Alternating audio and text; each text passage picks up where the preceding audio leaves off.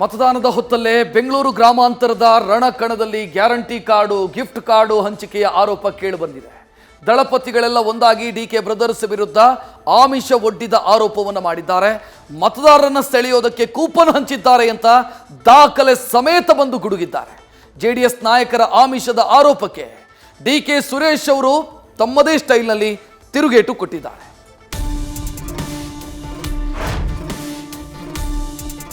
Idea ಖಾಲಿ ಆಗ್ತಾ ಇದೆ ಅನ್ಸುತ್ತೆ. ಮತ್ತೆ ಅದೇ ಕಾರ್ಡ್ ಪಾರ್ಟ್ 2 ರಿಪೀಟ್ ಆಗಿದೆ. ಮತದಾರರಿಗೆ ಆಸೆ ಅಂಶಗಳನ್ನು ಒಡ್ಡುವಂಥದ್ದು.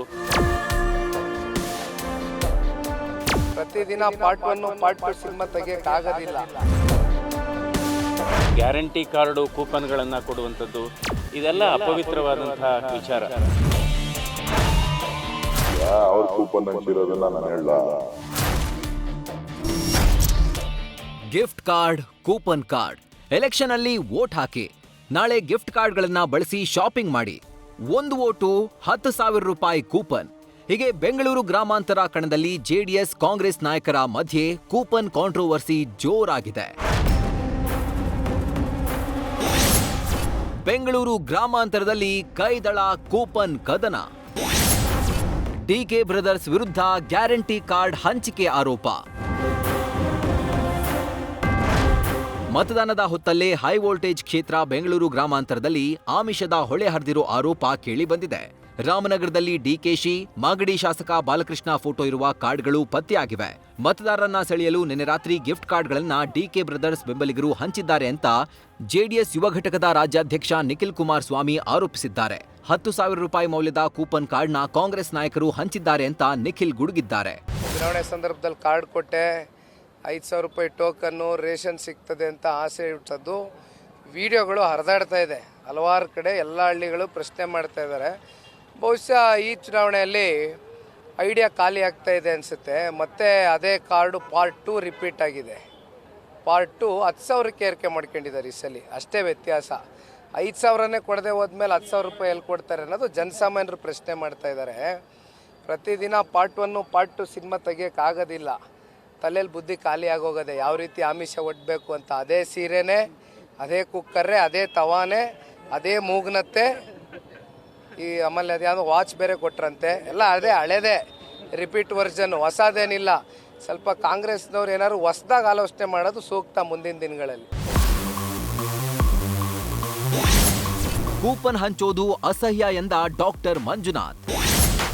ಬಿಜೆಪಿ ಗಿಫ್ಟ್ ಕಾರ್ಡ್ ತೋರಿಸಿ ಡಿಕೆ ಸುರೇಶ್ ತಿರುಗೇಟು. ಬೆಂಗಳೂರು ಗ್ರಾಮಾಂತರದ ಮೈತ್ರಿ ಅಭ್ಯರ್ಥಿ ಡಾಕ್ಟರ್ ಸಿಎನ್ ಮಂಜುನಾಥ್ ಕೂಡ ಗಿಫ್ಟ್ ಕಾರ್ಡ್ ಬಗ್ಗೆ ಗುಡುಗಿದ್ದಾರೆ. ಕಾಂಗ್ರೆಸ್ ನಾಯಕರು ಇವತ್ತಿನ ಬೆಳಗಿನ ಜಾವದವರೆಗೂ ಗ್ಯಾರಂಟಿ ಕಾರ್ಡ್ಗಳನ್ನ ಹಂಚಿದ್ದಾರೆ ಅಂತ ಆರೋಪಿಸಿದ್ದಾರೆ.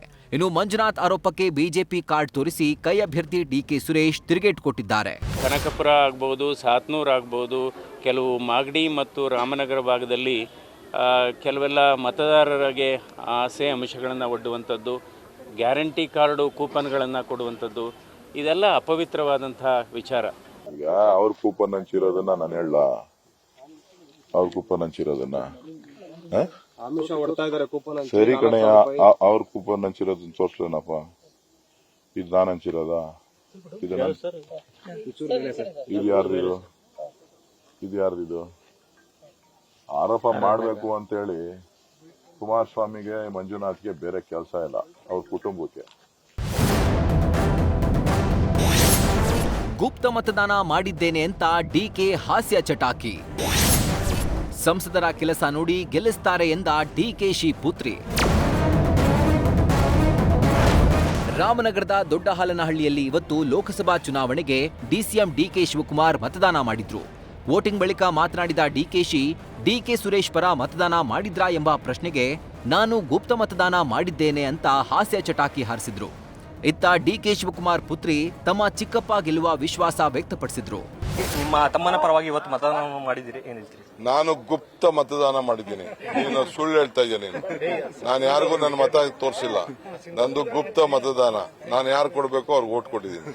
ಅವ್ರು ಮಾಡಿದ ಕೆಲ್ಸನ ಒಂದ್ ಕೊರಿಯರ್ ಗರ್ಲ್ ಆಗಿ ಹೋಗ್ಬಿಟ್ಟು ಜನ ಹಿಂಗೆಲ್ಲ ಆಗಿದೆ ಅಂತ ಹೇಳಕ್ ಮಾತ್ರ ನಾನು ಹೋಗ್ಬಿಟ್ಟು ಪ್ರಚಾರ ಮಾಡಿದೀನಿ. ಯಾಕಂದ್ರೆ ನಂಗೂ ಹೆಮ್ಮೆ ಇದೆ ನನ್ನ ಸಂಸದನ ಮೇಲೆ, ಅವ್ರು ಮಾಡಿರೋ ಕೆಲಸದ ಮೇಲೆ. ಮಗಳಿಗಿಂತ ಹೆಚ್ಚಾಗಿ ನಾನು ಒಂದು ವಿದ್ಯಾವಂತೆ ಆಗಿ ನನ್ಗೆ ಗೊತ್ತಿರೋದನ್ನ ಜನಕ್ಕೆ ಹೇಳೋದು ನನ್ನ ಕರ್ತವ್ಯ ಅಂತ ನಾನು ತಿಳಿಸ್ಕೊಂಡು ಹೋಗಿ ಪ್ರಚಾರ ಮಾಡಿದೀನಿ. ಆ ಪ್ರಚಾರಕ್ಕೂ ತಕ್ಕಾದಂತ ಪ್ರತಿಫಲನೂ ಸಿಗುತ್ತೆ, ನಾವ್ ಗೆದ್ದೇ ಗೆಲ್ತೀವಿ ಅನ್ನೋ ಆತ್ಮವಿಶ್ವಾಸನೂ ನಮ್ಮೆಲ್ಲ ಕುಟುಂಬಕ್ಕಿದೆ. ಒಟ್ಟಾರೆ ಪ್ರಜಾಪ್ರಭುತ್ವ ಯುದ್ಧದಲ್ಲಿ ಪಾರದರ್ಶಕ ಚುನಾವಣೆ ನಡೀಬೇಕು. ಆದರೆ ಹೈ ವೋಲ್ಟೇಜ್ ಕ್ಷೇತ್ರದಲ್ಲೇ ಆಮಿಷದ ಆರೋಪ ಸದ್ದು ಮಾಡಿದೆ. ಇದೀಗ ರಾಜ್ಯ ಚುನಾವಣಾ ಆಯೋಗ ಈ ಪ್ರಕರಣವನ್ನ ಗಂಭೀರವಾಗಿ ಪರಿಗಣಿಸುತ್ತಾ ಆಮಿಷ ಒಡ್ಡಿದವರ ಮೇಲೆ ಕ್ರಮಕ್ಕೆ ಮುಂದಾಗುತ್ತಾ ಅಂತ ಕಾದ್ ನೋಡಬೇಕಿದೆ. Mohan, news first, Ramanagara. News first ನಿರ್ಭೀತಿಯಿಂದ ನಿಮ್ಮ ಪರವಾಗಿ.